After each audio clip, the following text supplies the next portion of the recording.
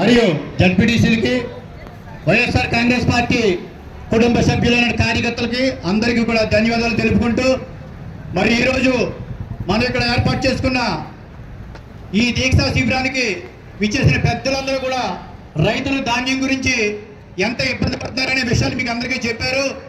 నేను అదే విషయం కాకుండా మీకు రైతుల గురించి ఇంకొక 2 విషయాలు చెప్పదలుచున్నాను మిత్రులారా. ఏమిటంటే ఈ రాష్ట్రంలో అత్యంత రైతు పక్షపాతి కుటుంబం ఏమన్నా ఉందంటే మొదటి వరుసలో వచ్చేది వైఎస్ రాజశేఖర రెడ్డి గారి కుటుంబం. ఎందుకంటే నేను ఎందుకు చెప్తున్నానంటే ఈ విషయం,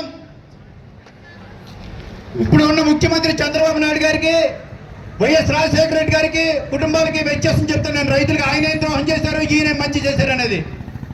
గతంలో 2014 ఎలక్షన్ తర్వాత 2014 నుంచి 2019 వరకు కూడా రుణమాఫీ అని ఒక మాయ మాటలు చెప్పి ఒక బాండ్లు ఇచ్చారు మనందరికీ కూడా, రైతులందరికీ కూడా.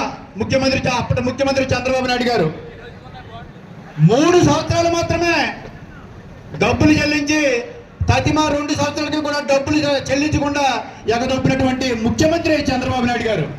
అప్పుడు ఆ బాండ్లు ఇచ్చేటప్పుడు ఏం చెప్పారంటే, మీకు ఈ బాండు ఇది బాండ్ కాదు, ఈ బాండ్ని మీరు ఏ బ్యాంకులో పెట్టుకున్నా సరే ఈ బాండ్కు 75,000 రూపాయలు లోన్ మీకు ఇస్తారని కూడా చెప్పారు ఆ రోజుని.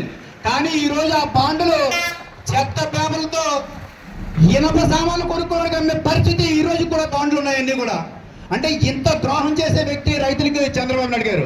మరి అదే విధంగా వైఎస్ రాజశేఖర రెడ్డి గారి గురించి కానీ జగన్మోహన్ రెడ్డి గారి గురించి కానీ చెప్పుకుంటే ఈ రాష్ట్రంలో చాలామంది రైతులకి ఇన్సూరెన్స్కి, ఇన్పుట్ సబ్సిడీకి, ఇన్సూరెన్స్కి కూడా ఈ పంచాయతీల దగ్గరికి, విఆర్ఓల దగ్గరికి తిరగలేకపోతున్నారు. చాలామంది డబ్బులు కూడా కట్టలేదు. డబ్బులు కట్టకపోతే 100%కి 80% మాత్రమే ఇన్సూరెన్స్, 70% మాత్రమే క్లెయిమ్ అవుతుంది. ఈ పద్ధతి మార్చాలని చెప్పేసి మన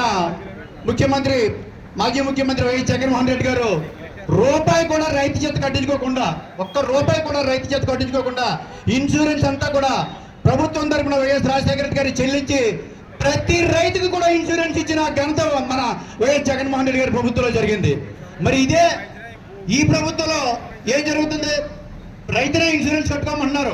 రైతుల్లో ఉన్న వాళ్ళు 90% మంది అక్షరాస్యులు ఉన్నారు. వీళ్ళందరినీ కూడా మీ సేవా కేంద్రాలకు వెళ్ళి మీరు అప్లికేషన్ పూర్తి చేసి కట్టించుకోమంటే మొన్న ఇన్సూరెన్స్ కట్టిని 10% కూడా పూర్తి కాలేదు. మరి 90% మంది రైతులకు ఏ విధంగా ఇన్సూరెన్స్ ఇస్తారని చెప్పేసి నేను చంద్రబాబు నాయుడు గారిని అడుగుతున్నాను. మరొక విషయం, ఇప్పటికీ అమరావతి రాజధానికి 53,000 ఎకరాలు సేకరిస్తే ఇంకా మళ్ళీ ముఖ్యమంత్రి గారు ఇంకో 44,000 ఎకరాలు మేము సేకరిస్తూ ఉంటారు.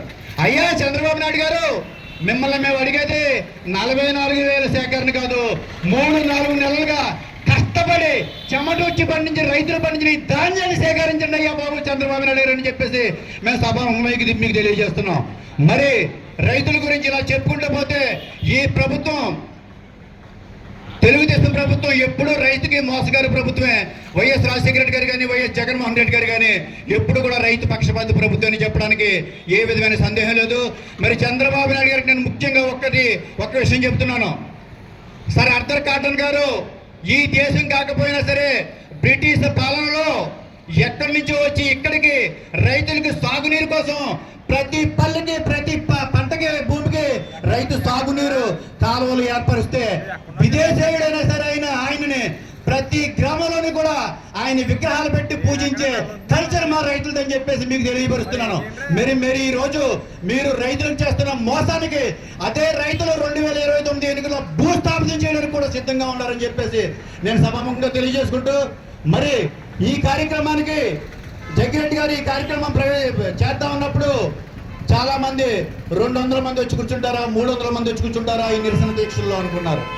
కానీ ఈరోజు చూస్తే మీకు అందరికీ తెలుసు 1000 నుంచి 1500 మంది ఈ నిరసన దీక్షలో కూర్చుని నిరాహార దీక్ష చేస్తున్నారంటే ఇది కదా వైఎస్ఆర్ కార్యకర్త అంటే, ఇది కదా జగన్మోహన్ రెడ్డి సైన్యం అంటే, ఇది కదా 7 నియోజకవర్గాలు ఇంత బలం అంటే అని చెప్పేసి సభాముఖంగా నేను తెలియజేసుకుంటూ, నాకు ఈ అవకాశాన్ని ఇచ్చిన అధ్యక్షుడు వారి చిర్ల జగ్గిరెడ్డి గారికి, అదేవిధంగా 7 నియోజకవర్గాల ఇన్ఛార్జ్ అయినటువంటి శ్రీ తోట తిరుమతులు గారికి, శ్రీ పిల్లి సూర్యప్రకాష్ గారికి, శ్రీ శ్రీనివాస్ గారికి, శ్రీ శ్రీకాంత్ గారికి, శ్రీ గొల్లపల్లి సూర్యారావు గారికి, మరి అందరికీ కూడా ప్రత్యేక ధన్యవాదాలు తెలియజేసుకుంటూ జై జగన్, జై కిసాన్.